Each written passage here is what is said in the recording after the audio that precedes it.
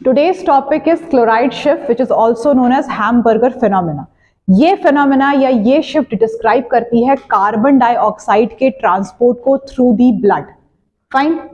अब हम ये जानते हैं कि जो कार्बन डाइऑक्साइड है वो बॉडी में 3 तरीके से ट्रांसपोर्ट होता है. फाइन. सबसे पहला ट्रांसपोर्टेशन कार्बन डाइऑक्साइड का होता है 7% in the form of dissolved form in plasma, right. 23% के अराउंड ये ट्रांसपोर्टेशन हेमोग्लोबिन के साथ अटैच होके होता है in the form of carb amino haemoglobin, and remaining 70% ये ट्रांसपोर्टेशन होता है in the form of by carbonate ions. Clear.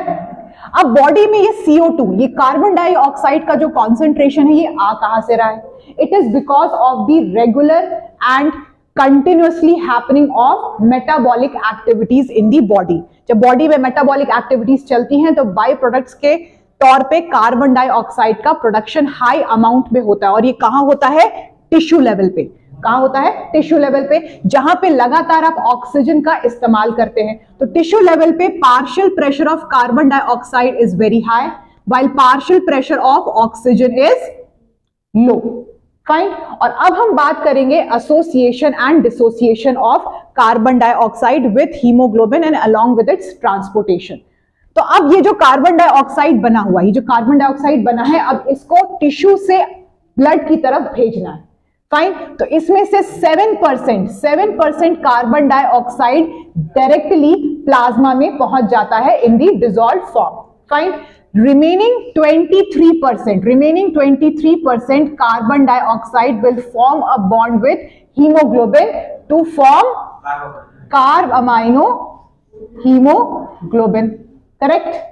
but remaining 70% जो बाइकार्बोनेट आयन के फॉर्म में ट्रांसपोर्ट हो रहा है, ये डायरेक्टली बाइकार्बोनेट नहीं बनता. अब इसमें कुछ फॉलोइंग स्टेप्स इंक्लूड होते हैं. क्या होता है कि जब आपका कार्बन डाइऑक्साइड बॉडी में आता है, ठीक है, it reacts with the water.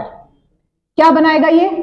Carbonic acid H2CO3. ठीक है, याद रखिएगा ये रिएक्शन रिवर्सिबल होता है. लेकिन कार्बोनिक एसिड को बहुत देर तक आप बॉडी में नहीं रख सकते, आरबीसी में नहीं रख सकते, because it will alter the pH of the blood. So क्या करना होता है उस वक्त? एंजाइम कार्बोनिक एनहाइड्रेज एक्शन में आता है और वो इसको आयनिक फॉर्म में तोड़ देता है. ये इसको तोड़ता है H+ प्लस HCO3 माइनस के फॉर्म में. फाइन. एंड हम ये जानते हैं ऑक्सीजन डिसोसिएशन कर्व पढ़ के कि जैसे जैसे हाइड्रोजन आयन का कॉन्सेंट्रेशन बढ़ेगा, it will lead to dissociation of oxygen from the haemoglobin. तो अब क्या होगा?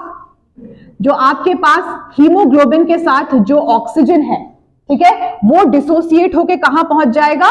टिश्यू की तरफ, और आपका हीमोग्लोबिन हो जाएगा खाली.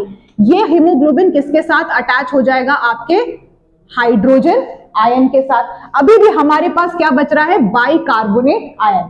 अब बाइकार्बोनेट आयन को आरबीसी से हम बाहर प्लाज्मा की तरफ ट्रांसपोर्ट कर देंगे. ठीक है, और जिस चैनल के थ्रू इसे ट्रांसपोर्ट करेंगे उतनी ही equal amount of chloride ion को हम आरबीसी के अंदर लेते हैं. ये जो ट्रांसपोर्ट चैनल होता है ये होता है एंटीपोर्ट चैनल. ये होता है एंटीपोर्ट चैनल. फाइन. और इसी शिफ्ट को, यानी कि जितने आपने बाइकार्बोनेट आयन को आरबीसी से बाहर किया है प्लाज्मा में, उतने ही अमाउंट ऑफ क्लोराइड आयन को आप अंदर लेते हैं फॉर दी ट्रांसपोर्टेशन. तो आप क्या करते हैं? इसी क्लोराइड को जब अंदर आने की फिनोमिना को हम क्या बोलते हैं? Chloride shift. अब ये जो आरबीसी है अलोंग विद प्लाज्मा, ये कहां पहुंच जाएगा? डीऑक्सीनेटेड फॉर्म में एल्वोलाई के पास. अब एल्वोलाई में इसी ठीक रिएक्शन का उल्टा रिएक्शन चलेगा. क्या क्या चलेगा? अब हम इस तरफ देखते हैं. इस तरफ हम देख रहे हैं gas exchange at the lungs, यानी कि एल्वोलाई लेवल पे एक्सचेंज चल क्या रहा है. अब हमारे पास जो 7% CO2 था वो निकल गया, कहां पहुंचा? एल्वोलाई में. ठीक है, अब एल्वोलाई में करंट सिचुएशन क्या है? एल्वोलाई में पार्शियल प्रेशर ऑफ ऑक्सीजन बहुत ज्यादा है और partial pressure of carbon dioxide बहुत ही लो है. और हम ये जानते हैं कि हर इंडिविजुअल गैस का एक्सचेंज अपने रिस्पेक्टिव पार्शियल प्रेशर के डिफरेंस की वजह से होता है. ठीक, और अब क्या होता है? जो आपके पास 23% कार्ब अमाइनो हीमोग्लोबिन है, उसमें से आप CO2 और Hb को अलग कर देंगे और CO2 वहां कहां चला जाएगा, आपके एल्वोलाई की तरफ। अब बचा आपका 70% वाला।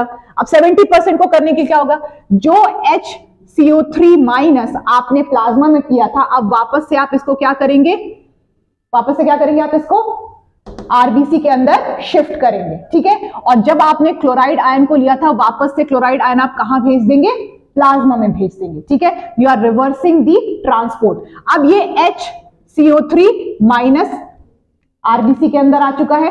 आप जानते हैं कि आपका H+ आयन अभी भी हीमोग्लोबिन के बॉन्ड के साथ जुड़ा है। अब चूंकि पार्शियल प्रेशर ऑफ ऑक्सीजन ज्यादा है, ऑक्सीजन अंदर आ रहा है, तो this H+ ion will be relieved from the haemoglobin और ये Hb अब ऑक्सीजन के साथ बॉन्ड बना के ऑक्सी हेमोग्लोबिन बना देगा। एंड अब आपका H+ आयन अगेन रिलीफ हो चुका है। ये फिर से क्या बना देंगे, H2CO3। इनको फिर कौन तोड़ देगा, कार्बोनिक एनहाइड्रेस, किस फॉर्म में, H2O + CO2, और इस CO2 को आप बाहर कर देंगे। तो रिमेनिंग आपका जो 70% है, रिमेनिंग जो आपका 70% कार्बन डाइऑक्साइड है, उसको आप इस तरीके से ब्लड से बाहर करते हैं। तो इस पूरे फिनोमेना में हम ये देख रहे हैं कि जितना भी बाइकार्बोनेट आयन हम बाहर करते हैं, उतना ही क्लोराइड आयन हम अंदर करते हैं आरबीसी के। सेम यही चीज उल्टी होती है एल्वोलाई लेवल पे। जितना हमने बाइकार्बोनेट आयन बाहर किया था, जब हम उसको अंदर करते हैं तो लिया हुआ क्लोराइड आयन हम बाहर कर देते हैं। इसी फिनोमेना को हम बोलते हैं क्लोराइड शिफ्ट या फिर hamburger phenomena. Dream Gurukul, coaching for life.